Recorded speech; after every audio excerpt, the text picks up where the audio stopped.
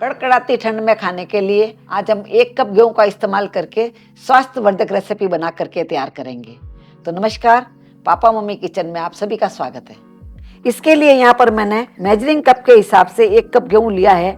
आप अपने घर में कोई भी कप का नाप सेट कर लें, उसी हिसाब से आपको सभी चीजें लेनी है। यहाँ पर मैंने लोकवन गेहूं लिया है। आपके घर में सरबती गेहूं हो या दूसरे कई तरह के गेहूं आते हैं, किसी का आप इस्तेमाल कर सकते हैं। पर इस चीज का आप ध्यान रखें, गेहूं को एक बार छलनी में डाल करके छान लें, जिससे इसके ऊपर कोई डस्ट वगैरह होगी तो वो निकल जाएगी। अभी इसे हम साइड में रख देंगे और एक पैन के अंदर 1 टीस्पून जितना घी ले लेंगे। इसमें ज्यादा घी नहीं लेना है और गैस को चालू कर देंगे। घी हमारे गर्म हो गया है और पैन भी गर्म हो गया है, तो आंच को हम मध्यम कर लेंगे। मध्यम आंच में जो हमने 1 कप गेहूं लिया था वो पैन में डाल देते हैं और इसको धीरे आंच में अच्छे से सेक लेते हैं। इस चीज का आप ध्यान रखें, आंच हमें मध्यम ही रखनी है, तेज आंच नहीं रखनी।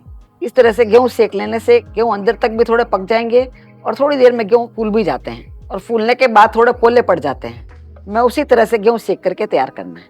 1 छोटा चम्मच घी डालने से सबके ऊपर घी लग गया है, बस इतना ही हमें घी लगाना है। यदि आप बिना घी डाले गेहूं को सेकेंगे तो उसकी सिकाई अच्छी नहीं होगी। हल्का सा घी का लेयर इसके ऊपर लग जाता है तो गेहूं अच्छे सिकते हैं। इसीलिए हमने 1 छोटा चम्मच घी इसमें डाला है।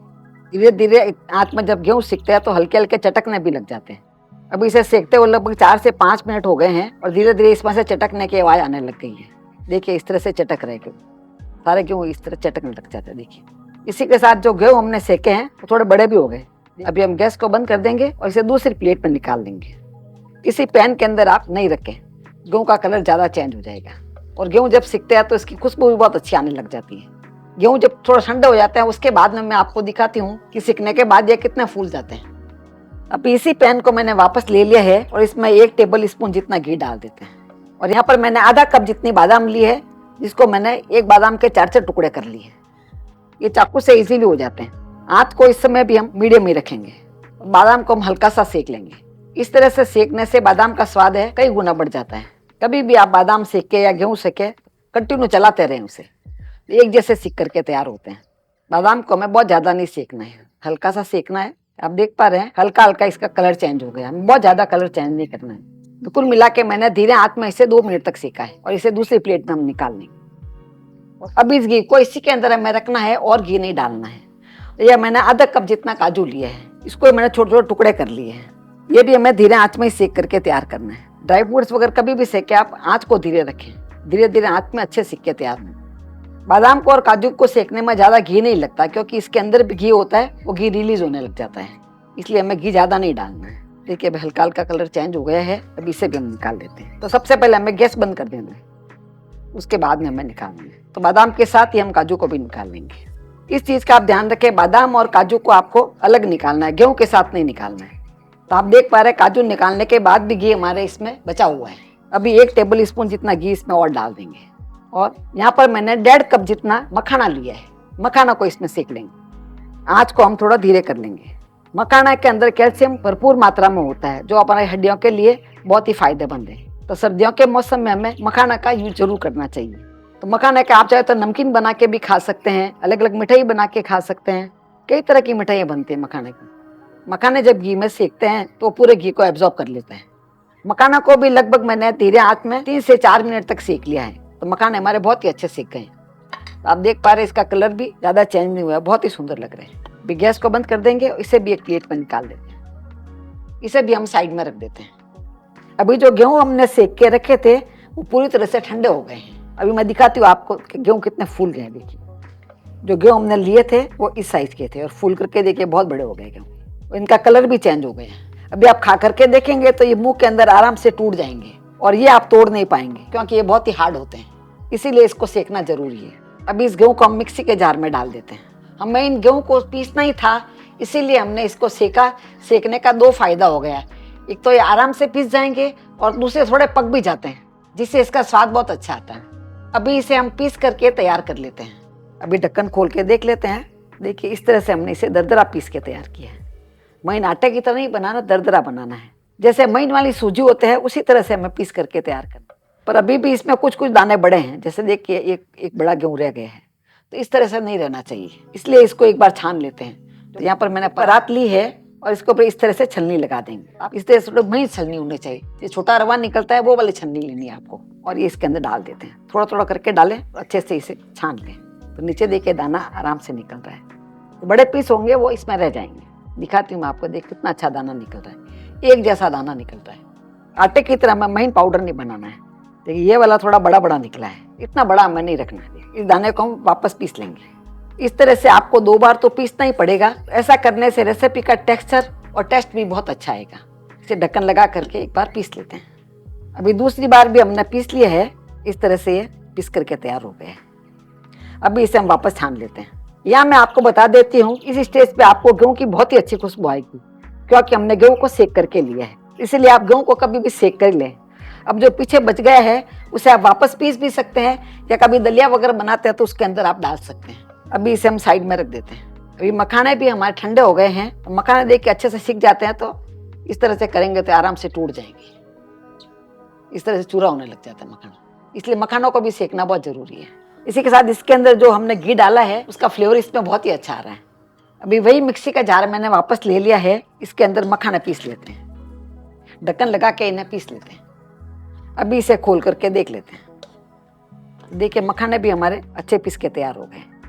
इसी तरह से पीस करके तैयार करना है। ये भी हल्के दरदरे हैं, महीन पाउडर नहीं बनाया है इसका।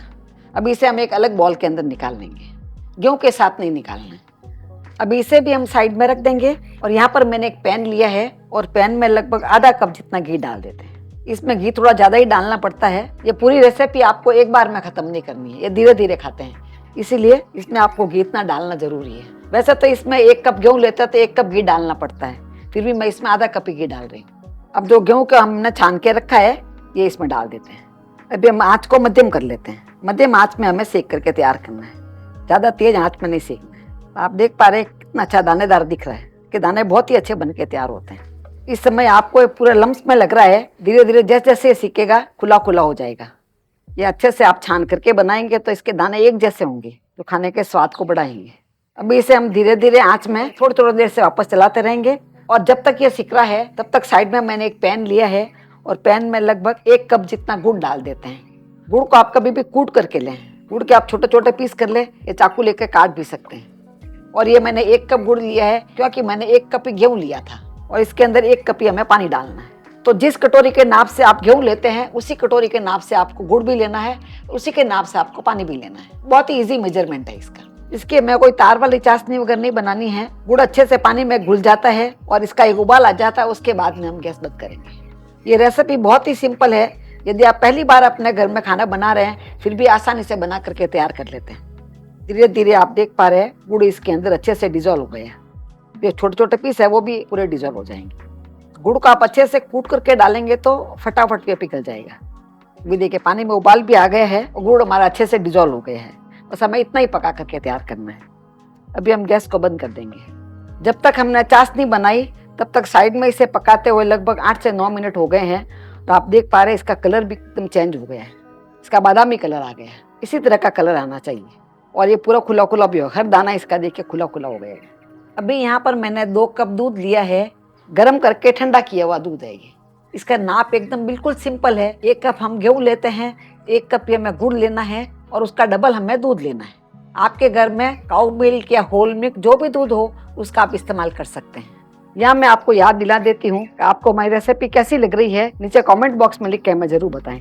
यदि आपको अच्छी लग रही है तो आप इसे लाइक करें। यदि आप YouTube पर देख रहे हैं तो आप हमारे चैनल को सब्सक्राइब करके बेल आइकन जरूर दबा दें, जिससे जब भी हमारा नया वीडियो आएगा आपके फोन में घंटी बज जाएगी। यदि आप फेसबुक पर देख रहे हैं तो आप हमारे पेज को फॉलो कर सकते हैं। देखिए बहुत ही जल्दी गेहूं ने दूध को एब्जॉर्ब कर लिया है। दूध इस तरह से एब्जॉर्ब कर लेता है तो उसके बाद में हमें इसमें चाशनी डालनी है। चाशनी को इस तरह से छान के डालें, जैसे गुड़ के अंदर कोई इम्प्योरिटीज वगैरह होगी वो सब निकल जाएंगी। इसे भी हम अच्छे से मिक्स कर लेते हैं। अभी आप देख पा रहे हैं चाशनी को मैंने अच्छे से मिक्स कर लिया है और गेहूं ने चाशनी को भी अच्छे से एब्जॉर्ब कर लिया है। उसके बाद में जो हमने मखाने पीस के रखे हैं वो इसमें डाल देना है। मखाने को भी इस तरह से अच्छे से मिक्स कर लेंगे। तो आप देख पा रहे हैं टेक्सचर इसका कितना अच्छा आया है, इसका बहुत ही अच्छा टेक्सचर आता है। मखाने को लगभग मैंने 1 मिनट तक मिक्स कर लिया है और अच्छे से मिक्स हो गए हैं। अभी मैंने 1 छोटा चम्मच जितना सौंठ का पाउडर लिया है। सौंठ का पाउडर क्या सर्दियों के मौसम में जरूर खाना चाहिए, ये हेल्थ के लिए बहुत अच्छा होता है और काफी लोगों के सर्दी के कारण से हाथ पैर सूने पड़ने लग जाते हैं। ये आप डालेंगे तो उसका बहुत फ़ायदा मिलेगा। इसको भी अच्छे से मिक्स कर लेंगे। लास्ट में इसमें जो काजू और बादाम को हमने सेक के रखा है वो इसमें डाल देते हैं। यदि आपके घर में बड़े बुजुर्ग हो वो इस तरह के काजू और बादाम नहीं खा सकते हैं तो इसे भी आप पीस करके डाल सकते हैं, और इसका क्रंची टेस्ट है, खाने में बहुत ही अच्छा लगता है। इसको भी हम अच्छे से मिक्स कर लेते हैं। काजू बादाम डालने के बाद में मैंने 2 मिनट तक और पकाया है, और साइड में आप देख पा रहे हैं थोड़ा थोड़ा घी भी छूटने लग गया है। इस तरह से घी छूटने लग जाता है तो इसका मतलब हमारा हलवा बहुत ही अच्छा बन करके तैयार हो गया है। लास्ट में इसमें हम 1 छोटा चम्मच जितना इलायची का पाउडर डाल देते हैं। इस चीज का आपको ध्यान रखना, इलायची का पाउडर हमें लास्ट में ही डालना है, जिससे इसका फ्लेवर इसमें बहुत अच्छे से रहेगा। इलायची डालने के बाद में हमने इसे हल्का सा मिक्स कर लिया है। अभी हम गैस को बंद कर देंगे और इसे एक डब्बे में निकाल लेंगे। इसे ठंडा करके आप यदि फ्रिज में स्टोर करते हैं तो 8 से 10 दिन भी खराब नहीं होता है, और फ्रिज के बाहर रखेंगे तो 3 से 4 दिन भी खराब नहीं होगा। और सर्दियों में जब भी आप इसे खाएं हल्का गर्म करके खाएं, जिससे इसका स्वाद भी अच्छा लगेगा और फायदा भी मिलेगा। तो इन सर्दियों में आप भी अपने घर में इस पारंपरिक रेसिपी को जरूर ट्राई करें। फिर मिलेंगे ऐसे ही दूसरे वीडियो में, तब तक के लिए बाय एंड टेक केयर।